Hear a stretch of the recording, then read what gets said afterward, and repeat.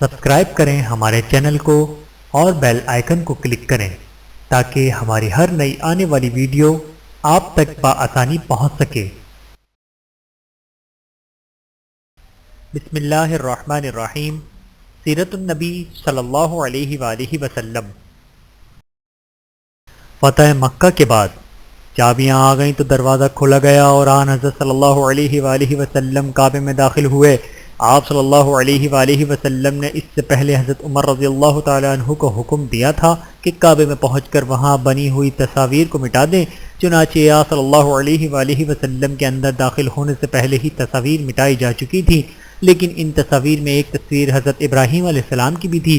حضرت عمر رضی اللہ تعالیٰ عنہ نے اس کو نہیں مٹایا تھا۔ اس پر نظر پڑی تو آن حضرت صلی اللہ علیہ وآلہ وسلم نے حضرت عمر رضی اللہ تعالیٰ عنہ سے فرمایا، عمر کیا میں نے تمہیں حکم نہیں دیا تھا کہ کعبے میں کوئی تصویر باقی نہ چھوڑنا؟ اس موقع پر حضور اکرم صلی اللہ علیہ وآلہ وسلم نے یہ بھی ارشاد فرمایا، اللہ تعالیٰ ان لوگوں کو ہلاک کرے جو ایسی چیزوں کی تصاویر بناتے ہیں جنہیں وہ پیدا نہیں کر سکتے۔ اللہ تعالیٰ انہیں ہلاک کرے، وہ اچھی طرح جانتے ہیں کہ ابراہیم علیہ السلام نہ یہودی تھے نہ نصرانی، بلکہ وہ پکے سچے مسلمان تھے۔ اس کے بعد اس تصویر کو بھی مٹا دیا گیا۔ پھر حضور اکرم صلی اللہ علیہ وآلہ وسلم نے وہاں دو ستونوں کے درمیان میں 2 رکعت نماز ادا فرمائی۔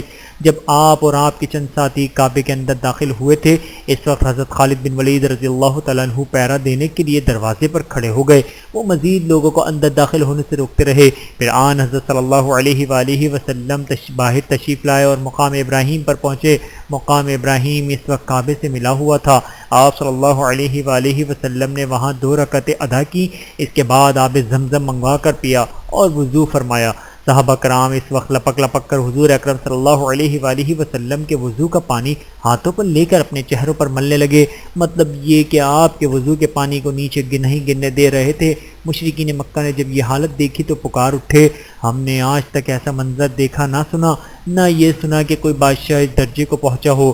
اللہ کے رسول صلی اللہ علیہ وآلہ وسلم جب حرم میں آ کر بیٹھ گئے تو لوگ آپ صلی اللہ علیہ وآلہ وسلم کے ارد گرد جمع ہو گئے۔ ایسے میں حضرت ابوبکر صدیق رضی اللہ تعالیٰ عنہ اٹھ کر گئے اور اپنے والد ابو قحافہ رضی اللہ تعالیٰ عنہ کا ہاتھ پکڑ کر انہیں لے آئے۔ ابو قحافہ کی بینائی جاتی رہی تھی۔ ادھر جو ہی آن حضرت صلی اللہ علیہ وآلہ وسلم کی نگاہ حضرت ابو قحافہ پر پڑی تو فرمایا، اے ابو بکر، تم نے والد محترم کو گھر پر ہی کیوں نہ رہنے دیا؟ میں خود ان کے پاس چلا جاتا۔ اس پر ابو بکر رضی اللہ تعالیٰ عنہ نے عرض کیا، اللہ کے رسول یہ اس بات کے زیادہ حقدار ہیں کہ خود چل کر آپ کے پاس آئیں۔ پھر حضرت ابو بکر نے ابو قحافہ کو آن حضرت صلی اللہ علیہ وآلہ وسلم کے سامنے بٹھا دیا۔ آن حضرت صلی اللہ علیہ وآلہ وسلم نے اپنا دست مبارک ان کے سینے پر پھیرا اور فرمایا، مسلمان ہو کر عزت اور سلامتی کا راستہ اختیار کرو۔ وہ اسی وقت مسلمان ہو گئے۔ آن حضرت صلی اللہ علیہ وآلہ وسلم نے فرمایا، ابو بکر تمہیں مبارک ہو۔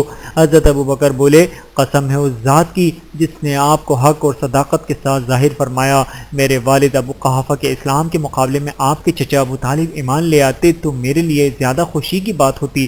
اس وقت حضرت ابو قحافہ رضی اللہ تعالیٰ عنہ کے بال بڑھاپے کی وجہ سے بالکل سفید ہو چکے تھے۔ حضور اکرم صلی اللہ علیہ وآلہ وسلم نے ان سے فرمایا، ان بالوں کو مہندی سے رنگ لو لیکن سیاہ خضاب نہ لگاؤ۔ مورخین نے لکھا ہے کہ سب سے پہلے حضرت ابراہیم علیہ السلام کو اپنے بالوں کی سفیدی کا احساس ہوا تھا۔ جب زیادہ عمر ہونے پر بال سفید ہونے لگے تو انہوں نے اللہ تعالیٰ سے عرض کیا کہ اے باری تعالیٰ، یہ کیسی بدصورتی ہے جس سے میرا روح بدنما ہو گیا ہے۔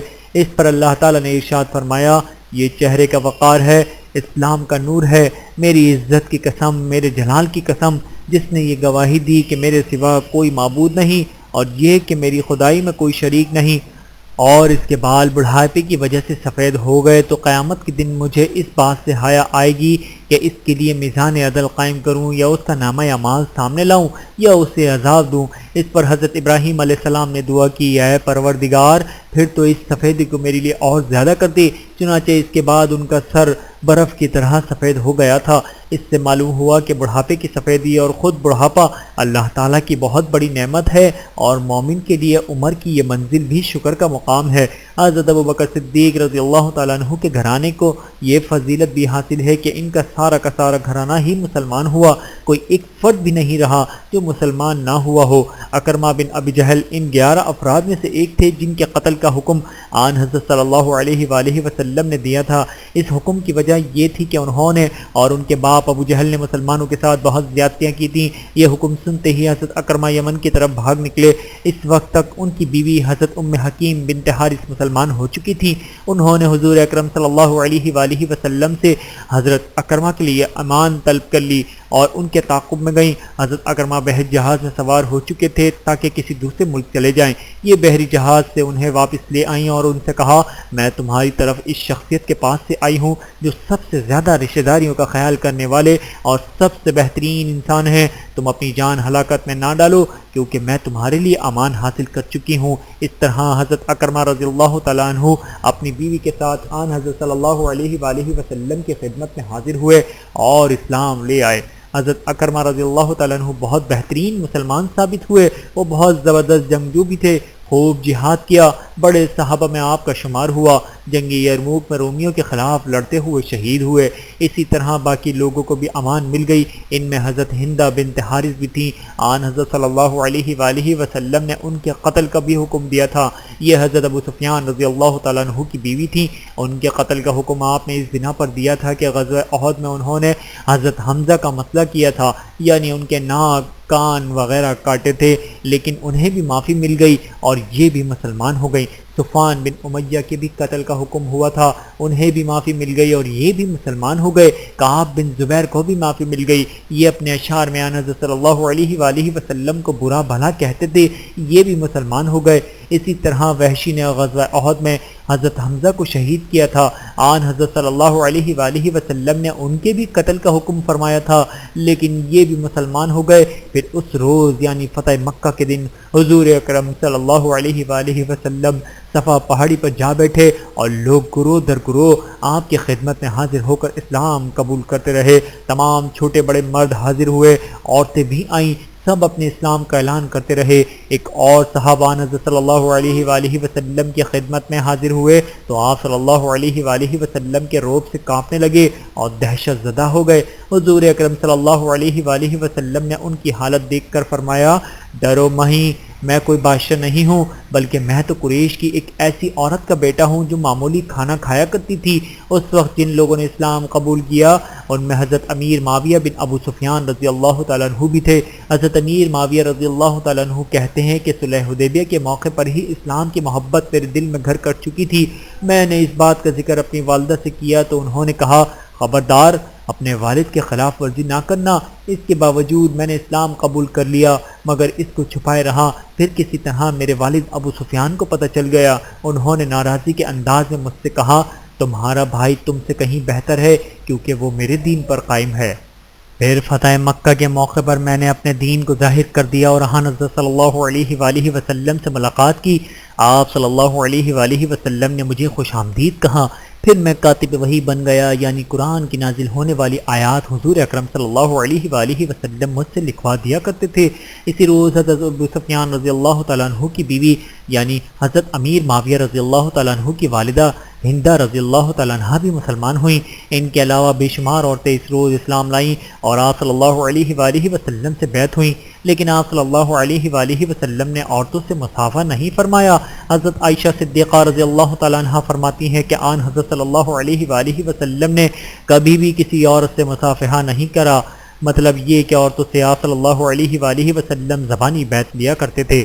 فتح مکہ کے موقع پر آن حضرت صلی اللہ علیہ وآلہ وسلم نے ارشاد فرمایا، میرے پروردگار نے مجھ سے اسی فتح اور نصرت کا وعدہ فرمایا تھا۔ خانہ کعبہ کی چابی عثمان بن طلحہ کے پاس تھی، ان سے منگوا کر خانہ کعبہ کو کھولا گیا تھا، پھر دروازے پر تالا لگا دیا گیا اور آپ صلی اللہ علیہ وآلہ وسلم نے چابی پھر عثمان بن طلحہ کو دے دی۔ اس وقت تک وہ اسلام نہ لائے تھے مگر حضور اکرم صلی اللہ علیہ وآلہ وسلم کا یہ سلوک دیکھ کر وہ بھی مسلمان ہو گئے۔ آن حضرت صلی اللہ علیہ وآلہ وسلم نے فرمایا، اے بنی طلحہ، یہ چابی ہمیشہ کے لیے تمہارے خاندان کو دی گئی اور نسل در نسل یہ تمہارے ہی خاندان میں رہے گی۔ اس موقع پر یہ بات بھی یاد رکھنے کے قابل ہے کہ ہجرت سے پہلے ایک روز اللہ کے رسول صلی اللہ علیہ وآلہ وسلم اپنے چند صحابہ کے ساتھ کعبے میں داخل ہونا چاہتے تھے، لیکن عثمان بن طلحہ بہت بگڑے تھے اور چابی دینے سے صاف انکار کر دیا تھا۔ حضور اکرم صلی اللہ علیہ وآلہ وسلم کو برا بھلا بھی کہا تھا۔ اس وقت آن حضرت صلی اللہ علیہ وآلہ وسلم نے فرمایا تھا، عثمان، ان قریب ایک دن تم دیکھو گے کہ یہ کنجی میرے ہاتھ میں ہوگی اور میں جسے چاہوں گا یہ چابی اسے دوں گا۔ اس پر عثمان بن طلحہ نے کہا تھا، کیا اس دن قریش ہلاک اور برباد ہو چکے ہوں گے؟ حضور اکرم صلی اللہ علیہ وآلہ وسلم نے جواب میں ارشاد فرمایا تھا، نہیں، بلکہ اس دن آباد اور سربلند ہو جائیں گے۔ حضرت عثمان بن طلحہ کو یہ تمام باتیں اس وقت یاد آ گئیں جب آپ صلی اللہ علیہ وآلہ وسلم نے وہ چابی ان کے حوالے کی۔ آپ صلی اللہ علیہ وآلہ وسلم نے ارشاد فرمایا، عثمان، میں نے تم سے کہا تھا نا کہ ایک دن تم دیکھو گے یہ چابی میرے ہاتھ میں ہوگی اور میں جسے چاہوں گا یہ چابی اسے دوں گا۔ یہ سن کر حضرت عثمان بن طلحہ نے کہا، میں گواہی دیتا ہوں کہ آپ اللہ کے رسول ہیں۔ غزوہ حنین۔ پھر اس روز آن حضرت صلی اللہ علیہ وآلہ وسلم نے حضرت بلال رضی اللہ تعالیٰ عنہ کو حکم فرمایا کہ وہ کعبے کی چھت پر چڑھ کر اذان دیں۔ چنانچہ حضرت بلال رضی اللہ تعالیٰ عنہ نے اذان دی۔ اس کے بعد آن حضرت صلی اللہ علیہ وآلہ وسلم نے اعلان فرمایا، جو شخص اللہ پر اور قیامت کے دن پر ایمان رکھتا ہے وہ اپنے گھر میں کوئی بت نہ چھوڑے، اس کو توڑ دے۔ لوگ بتوں کو توڑنے لگے۔ حضرت ابو سفیان رضی اللہ تعالیٰ عنہ کی بیوی ہندہ رضی اللہ تعالیٰ عنہ جب مسلمان ہو گئیں تو اپنے گھر میں رکھے بت کی طرف بڑھیں اور لگیں اس کو ٹھوکریں مارنے، ساتھ میں کہتی جاتی تھی، ہم لوگ تیری وجہ سے بہت دھوکے اور غرور میں تھے۔ پھر رسول کریم صلی اللہ علیہ وآلہ وسلم نے گرد و نواح میں بھی صحابہ کرام رضی اللہ عنہم کو بھیجا تاکہ ان علاقوں میں رکھے بتوں کو بھی توڑ دیا جائے۔ بعض علاقوں میں لوگوں نے باقاعدہ عبادت گاہیں بنا رکھی تھیں، ان میں بت رکھے گئے تھے۔ مشرکین ان بتوں اور عبادت خانوں کا اتنا احترام کرتے تھے جتنا کہ کعبہ کا۔ وہ دن میں جانور بھی قربان کرتے تھے جس طرح کے کعبے میں کیے جاتے تھے۔ حدیث کے ان عبادت خانوں کا طواف بھی کیا جاتا تھا۔ غرض ہر خاندان کا الگ بت تھا۔ فتح مکہ کے بعد حضور اکرم صلی اللہ علیہ وآلہ وسلم نے 19 دن تک وہاں قیام فرمایا۔ اس دوران آپ قصر نمازیں پڑھتے رہے۔ اس دوران ایک عورت نے چوری کر لی۔ حضور اکرم صلی اللہ علیہ وآلہ وسلم نے اس کا ہاتھ کاٹنے کا حکم فرمایا۔ اس کی قوم کے لوگ جمع ہو کر حضرت اسامہ بن زید رضی اللہ تعالیٰ عنہ کے پاس آئے کہ وہ آن حضرت صلی اللہ علیہ وآلہ وسلم سے سفارش کر دیں۔ حضرت اسامہ رضی اللہ تعالیٰ عنہ نے جب اس عورت کی سفارش کی تو آپ صلی اللہ علیہ وآلہ وسلم کے چہرے کا رنگ بدل گیا۔ فرمایا، کیا تم اللہ کی مقرر کردہ سزاؤں میں سفارش کرتے ہو؟ حضرت اسامہ نے فوراً عرض کیا، اے اللہ کے رسول، میرے لیے استغفار فرمائیے۔ آن حضرت اسی وقت کھڑے ہوئے، پہلے اللہ کی حمد و ثنا بیان کی، پھر یہ خطبہ دیا، لوگو، تم سے پہلی قوموں کو صرف اتنی بات نے ہلاک کیا کہ اگر ان میں کوئی باعزت آدمی چوری کر لیتا تو اسے سزا نہیں دیتے تھے، لیکن اگر کوئی کمزور آدمی چوری کرتا تو اسے سزا دیتے تھے۔ قسم ہے اس ذات کی جس کے قبضے میں میری جان ہے، اگر فاطمہ بنت محمد بھی چوری کرتی تو میں ان کا بھی ہاتھ کاٹ دیتا۔ اس کے بعد آپ صلی اللہ علیہ وآلہ وسلم کے حکم سے اس عورت کا ہاتھ کاٹ دیا گیا۔ پھر حضور اکرم صلی اللہ علیہ وآلہ وسلم نے عتاب بن اسید رضی اللہ تعالیٰ عنہ کو مکہ معظمہ کا والی و مقرر بنایا۔ انہیں حکم دیا کہ لوگوں کو نماز پڑھایا کریں۔ یہ پہلے امیر ہیں جنہوں نے فتح مکہ کے بعد مکے میں جماعت سے نماز پڑھائی۔ آپ صلی اللہ علیہ وآلہ وسلم نے حضرت معاذ بن جبل رضی اللہ تعالیٰ عنہ کو عتاب بن اسید رضی اللہ تعالیٰ عنہ کے پاس چھوڑا تاکہ وہ لوگوں کو حدیث اور فقہ کی تعلیم دیں۔ عتاب بن اسید دھوکے بازوں اور بے نمازوں پر بہت سخت تھے۔ وہ لوگوں سے کہا کرتے تھے کہ جس کے بارے میں نے سنا کہ وہ بلا وجہ نماز چھوڑتا ہے، میں اسے قتل کر دوں گا۔ ان کی اس سختی کو دیکھ کر مکے کے لوگوں نے ان کی شکایت ان الفاظ میں کی، اے اللہ کے رسول، آپ نے اللہ کے گھر والوں پر عتاب بن اسید جیسے دیہاتی اور اجٹ آدمی کو امیر مقرر کر دیا ہے۔ آپ صلی اللہ علیہ وآلہ وسلم نے جواب میں ارشاد فرمایا، میں نے خواب دیکھا ہے کہ عتاب جنت کے دروازے پر آئے اور بڑے زور سے زنجیر ہلائی، آخر دروازہ کھلا اور وہ اس میں داخل ہو گئے۔ ان کے ذریعے اللہ نے اسلام کو سربلند فرمایا۔ جو شخص مسلمانوں پر ظلم کرنا چاہتا ہے یا تھا اس کے خلاف مسلمانوں کی مدد کرنے کے لیے تیار رہتے ہیں۔ فتح مکہ کے بعد غزوہ حنین پیش آیا۔ حنین طائف کے قریب ایک گاؤں ہے۔ اس غزوے کو غزوہ حوازن اور غزوہ اوتاس بھی کہتے ہیں۔ جب اللہ تعالیٰ نے اپنے نبی کریم صلی اللہ علیہ وآلہ وسلم کے ہاتھوں پر مکہ فتح فرما دیا تو سبھی قبیلوں نے اطاعت قبول کر لی، مگر قبیلہ بنی حوازن اور بنی ثقیف نے اطاعت قبول کرنے سے انکار کر دیا۔ یہ دونوں قبیلے بہت سرکش اور مغرور تھے۔ اپنے غرور میں وہ کہنے لگے، خدا کی قسم، محمد کو اب تک ایسے لوگوں سے سابقہ پڑا ہے جو جنگوں سے اچھی طرح واقف ہی نہیں تھے۔ اب انہوں نے جنگ کی تیاری شروع کر دی۔ انہوں نے مالک بن عوف نظیری کو اپنا سردار بنا لیا۔ یہ بعد میں مسلمان ہو گئے تھے۔ جب مالک بن عوف کو سب نے متفقہ طور پر تمام قبیلوں کا سردار بنا لیا تو ہر طرف سے مختلف قبیلے بڑی تعداد میں آ کر لشکر میں شامل ہونے لگے۔ آخر مالک بن عوف نے اپنا یہ لشکر لے کر اوتاس کے مقام پر جا کر پڑاؤ ڈالا۔ ادھر جب آن حضرت صلی اللہ علیہ وآلہ وسلم کو خبریں ملی کہ بنی حوازن نے ایک بڑا لشکر جمع کر لیا ہے تو آپ صلی اللہ علیہ وآلہ وسلم نے اپنے ایک صحابی حضرت عبداللہ بن ابی حدود اسلمہ رضی اللہ تعالیٰ عنہ کو ان کی جاسوسی کے لیے روانہ کیا اور رخصت کرتے ہوئے ان سے فرمایا، ان کے لشکر میں شامل ہو جانا اور سننا کہ وہ کیا فیصلہ کر رہے ہیں۔ چنانچہ وہ بنی حوازن کے لشکر میں شامل ہو گئے، ان کی باتیں سنتے رہے۔ پھر واپس آ کر آن حضرت صلی اللہ علیہ وآلہ وسلم کو ساری تفصیلات سنائیں۔ قبیلہ بنی حوازن والے اپنے ساتھ اپنی عورتیں، بچے اور مال اور دولت بھی لے آئے تھے۔ جب آن حضرت صلی اللہ علیہ وآلہ وسلم کو یہ اطلاع ملی تو مسکرائے اور ارشاد فرمایا، انشاءاللہ کل یہ سب کچھ مسلمانوں کے لیے مال غنیمت بنے گا۔ آن حضرت صلی اللہ علیہ وآلہ وسلم بنی حوازن سے مقابلے کے لیے 12,000 کا لشکر لے کر روانہ ہوئے۔ ان میں 2,000 نوجوان مکہ معظمہ اور گرد نواح کے تھے، باقی 10,000 وہ صحابہ تھے جو آپ صلی اللہ علیہ وآلہ وسلم کے ساتھ آئے تھے اور جن کے ہاتھ پر اللہ تعالیٰ نے مکہ فتح کرایا تھا۔ جن اسلامی لشکر دشمن کے پڑاؤ کے قریب پہنچ گیا تو آن حضرت صلی اللہ علیہ وآلہ وسلم نے لشکر کی صف بندی فرمائی، مہاجرین اور انصاری جھنڈے تقسیم فرمائے۔ مہاجرین کا پرچم آپ نے حضرت علی رضی اللہ تعالیٰ عنہ کے سپرد فرمایا، ایک پرچم حضرت سعد بن ابی وقاص رضی اللہ تعالیٰ عنہ کو اور ایک حضرت عمر رضی اللہ تعالیٰ عنہ کو بھی عنایت فرمایا۔ انصار میں سے آپ صلی اللہ علیہ وآلہ وسلم نے پرچم حباب بن منظر رضی اللہ تعالیٰ عنہ کو عطا فرمایا، ایک پرچم اسید بن حذیر رضی اللہ تعالیٰ عنہ کو عنایت فرمایا۔ جب حضور اکرم صلی اللہ علیہ وآلہ وسلم اپنے خچر پر سوار ہوئے تو دو زرہیں پہنے ہوئے تھے، خوب لوہے کا ہیلمٹ بھی پہن رکھا تھا۔ حضور اکرم صلی اللہ علیہ وآلہ وسلم اپنے لشکر کو لے کر آگے بڑھے۔ مشرکوں کے لشکر کی تعداد 20,000 تھی اور انہوں نے اپنے لشکر کو پہاڑوں اور دروں میں چھپا کر رکھا تھا۔ جو ہی اسلامی لشکر وادی میں داخل ہوا، مشرکین نے اچانک ان جگہوں سے مسلمانوں پر حملہ کر دیا اور زبردست تیر اندازی شروع کر دی۔ یہ لوگ تھے بہت ماہر تیر انداز، ان کا نشانہ بہت پختہ تھا۔ اس اچانک اور زبردست حملے سے مسلمان گھبرا گئے، ان کے پاؤں اکھڑ گئے۔ مشرکین کے ہزاروں تیر ایک ساتھ آ رہے تھے، بہت سے مسلمان منہ پھیر کر بھاگے، لیکن اللہ کے رسول صلی اللہ علیہ وآلہ وسلم اپنی جگہ جمے رہے، ایک انچ بھی پیچھے نہ ہٹے۔ مسلمانوں کے لشکر میں اس روز دراصل مکے کے کچھ مشرک بھی چلے آئے، یہ مال غنیمت کے لالچ میں آئے تھے۔ جب زبردست تیر اندازی ہوئی تو یہ ایک دوسرے سے کہنے لگے، بھائی موقع ہے میدان سے بھاگ نکلنے کا، اس طرح مسلمانوں کے حوصلے پست ہو جائیں گے۔ اس کے ساتھ ہی وہ یکدم بھاگ کھڑے ہوئے۔ انہیں بھاگتے دیکھ کر بعض ایسے مسلمان جنہوں نے فتح مکہ کے موقع پر اسلام قبول کیا تھا، یہ سمجھے ان کے ساتھی مسلمان بھاگ رہے ہیں، ان پر گھبراہٹ طاری ہو گئی، وہ بھی بھاگنے لگے۔ اس طرح ایک دوسرے کو بھاگتا دیکھ کر سب پریشان ہو گئے، لہٰذا باقیوں کے بھی پاؤں اکھڑ گئے۔ آن حضرت صلی اللہ علیہ وآلہ وسلم کے آس پاس صرف چند صحابہ رہ گئے، ان میں حضرت ابوبکر، حضرت عمر، حضرت علی، حضرت عباس، ان کے بیٹے حضرت فضل، ربیعہ بن حارث اور آن حضرت صلی اللہ علیہ وآلہ وسلم کے چچا زاد بھائی ابو سفیان بن حارث رضی اللہ تعالیٰ عنہم شامل تھے۔ ان کے علاوہ 90 کے قریب اور صحابہ کرام تھے، گویا آپ کے آس پاس صرف 100 کے قریب صحابہ رہ گئے تھے۔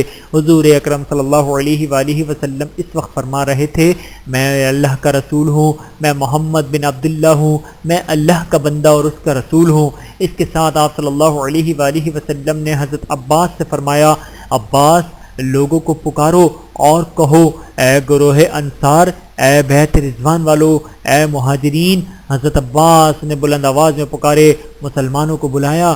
جو مسلمان حضور اکرم صلی اللہ علیہ وآلہ وسلم کے گرد جمع تھے، انہوں نے کافروں پر زبردست حملہ کر دیا۔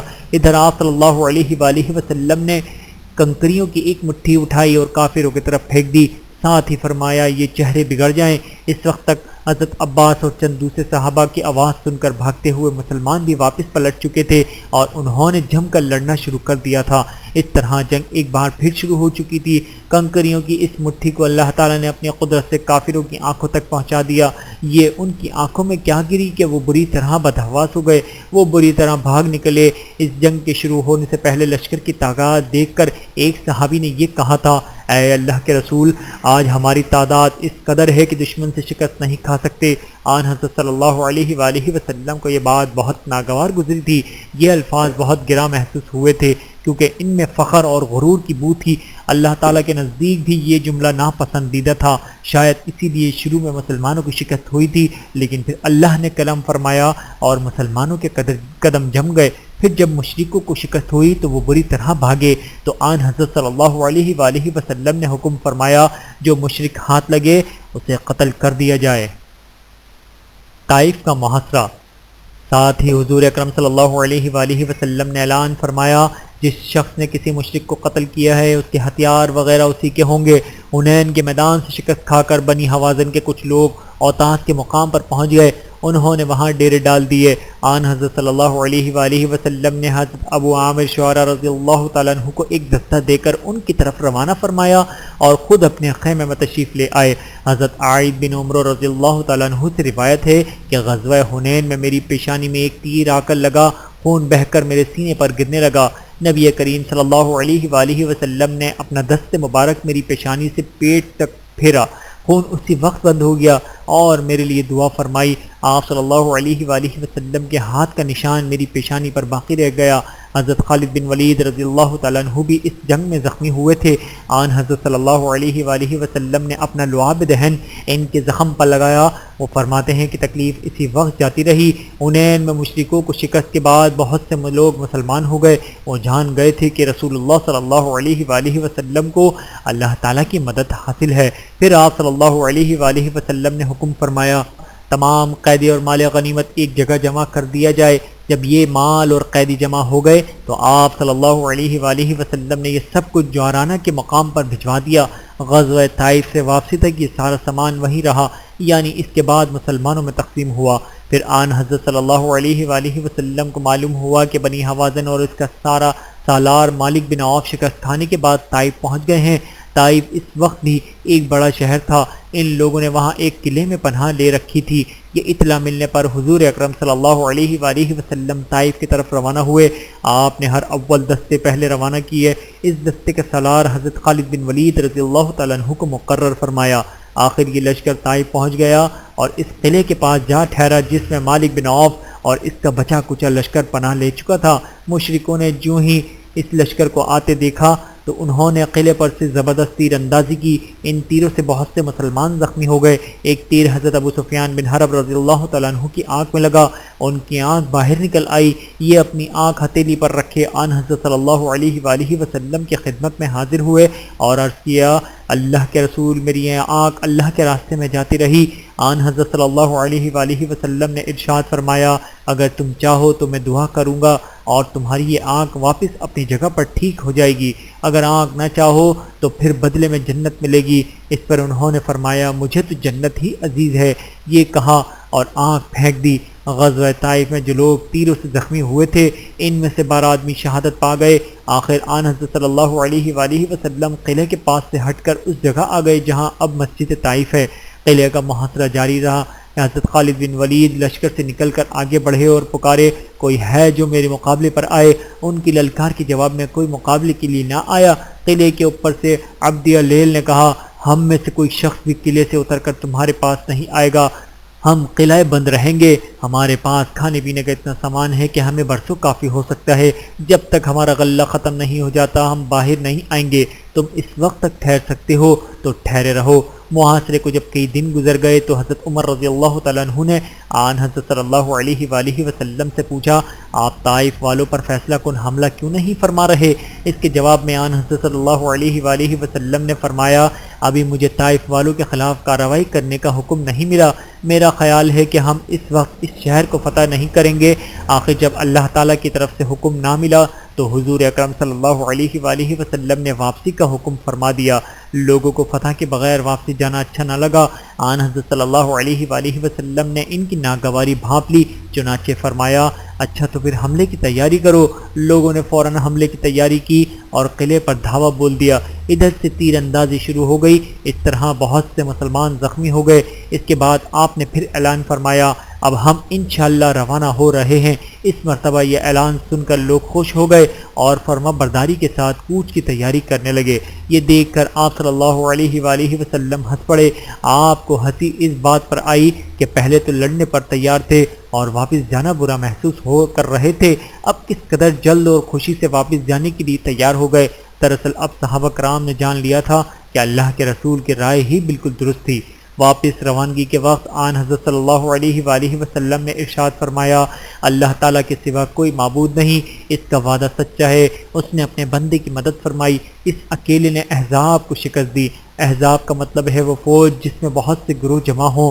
کچھ آگے بڑھنے پر آپ صلی اللہ علیہ وآلہ وسلم نے فرمایا ہم لوٹنے والے ہیں، توبہ کرنے والے ہیں اور عبادت کرنے والے ہیں اپنے پروردگار کی، اور اسی کی تعریفیں بیان کرتے ہیں۔ طائف وہ شہر تھا جہاں کے لوگوں نے ہجرت سے پہلے بھی حضور اکرم صلی اللہ علیہ وآلہ وسلم کو بہت ستایا تھا، لہو لہان کر دیا تھا، مگر اس کے باوجود پہلے بھی حضور اکرم صلی اللہ علیہ وآلہ وسلم نے ان کے لیے بد دعا نہیں کی تھی، اور اب بھی آپ صلی اللہ علیہ وآلہ وسلم طائف کے لوگوں کے لیے یہ دعا فرمائی اے اللہ بنی ثقیف کو ہدایت عطا فرما اور انہیں مسلمان ہونے کی حیثیت سے ہمارے پاس بھیج دے۔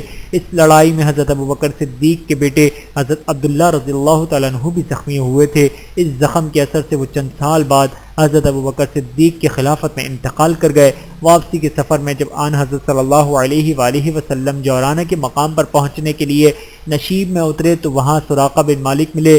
سراقہ وہ شخص ہیں کہ جب آن حضرت صلی اللہ علیہ وآلہ وسلم نے حضرت ابوبکر صدیق کے ساتھ مکے سے مدینہ کی طرف ہجرت کی تو انہوں نے انعام کے لالچ میں آپ صلی اللہ علیہ وآلہ وسلم کا تعاقب کیا تھا۔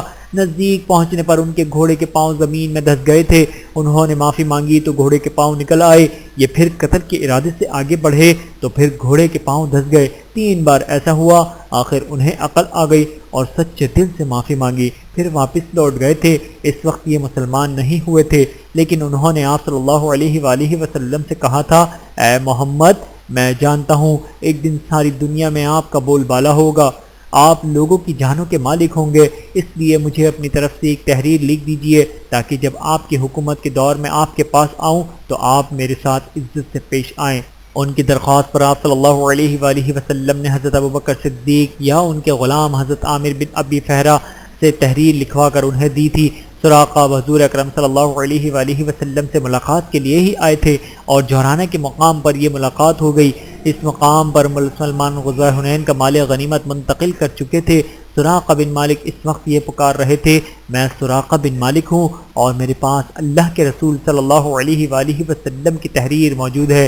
اس کے الفاظ سن کر آن حضرت صلی اللہ علیہ وآلہ وسلم نے ارشاد فرمایا آج وفا، محبت اور وعدے کا دن ہے، اسے میرے قریب لاؤ۔ صحابہ کرام نے سراقہ کو آن حضرت صلی اللہ علیہ وآلہ وسلم کے قریب لا کر کھڑا کر دیا۔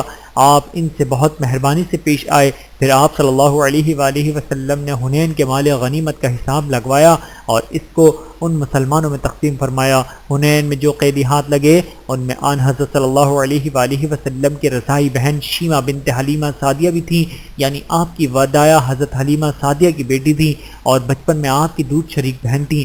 جب یہ گرفتار ہوئی تھیں تو صحابہ سے کہنے لگیں کہ میں تمہارے نبی کی بہن ہوں، لیکن انہوں نے شیمہ کی بات پر یقین نہیں کیا تھا۔ آخر انصار کی ایک جماعت انہیں آن حضرت صلی اللہ علیہ وآلہ وسلم کی خدمت میں لے آئی۔ شیمہ جب آپ کے سامنے آئیں تو بولی اے محمد میں آپ کی بہن ہوں۔ آن حضرت صلی اللہ علیہ وآلہ وسلم نے ان سے پوچھا اس بات کا کیا ثبوت ہے؟ جواب میں شیمہ بولی میرے انگوٹھے پر آپ کے کانٹے کا نشان ہے، جب میں نے آپ کو گود میں اٹھا رکھا تھا آن حضرت صلی اللہ علیہ وآلہ وسلم نے اس نشان کو پہچان لیا، پہچانتے ہی آپ کھڑے ہو گئے، ان کے لیے اپنی چادر بچھائی اور انہیں عزت سے بٹھایا۔ اس وقت آپ کی آنکھوں میں آنسو آ گئے اور فرمایا تم جو کچھ مانگو گی دیا جائے گا، جس بات کی سفارش کرو گی قبول کی جائے گی۔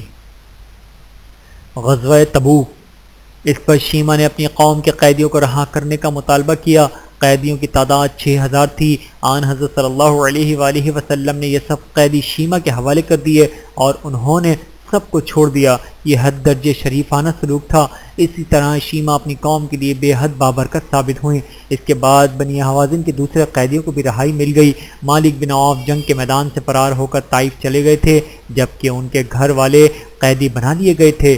آن حضرت صلی اللہ علیہ وآلہ وسلم نے انہیں بھی رہا کر دیا۔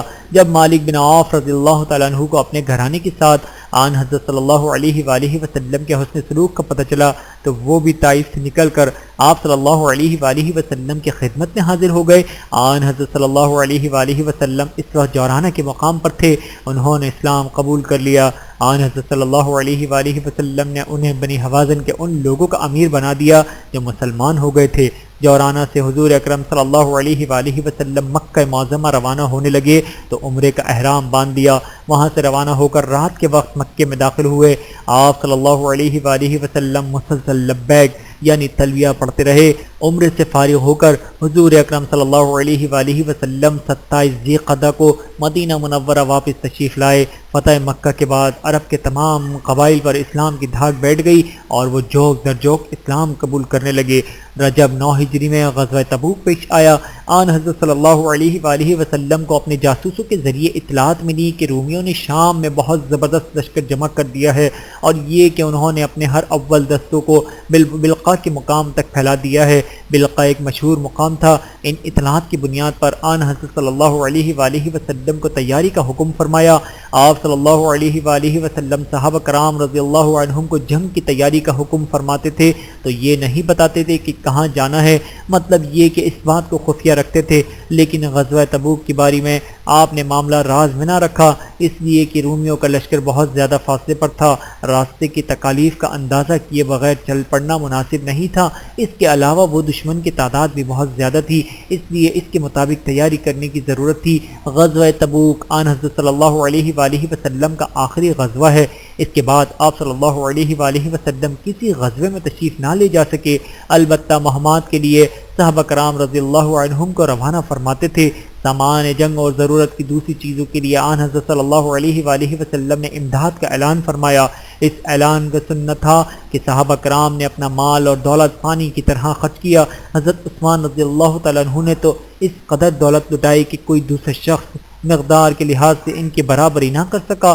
انہوں نے 900 اونٹ، 100 گھوڑے، 10,000 دینار، ان کے علاوہ بے شمار زادرا دیا۔ حضرت عثمان رضی اللہ تعالیٰ عنہ کی فیاضی کا حال دیکھ کر آن حضرت صلی اللہ علیہ وآلہ وسلم نے فرمایا، اے اللہ، میں عثمان سے راضی ہوں، تو بھی ان سے راضی ہو جا۔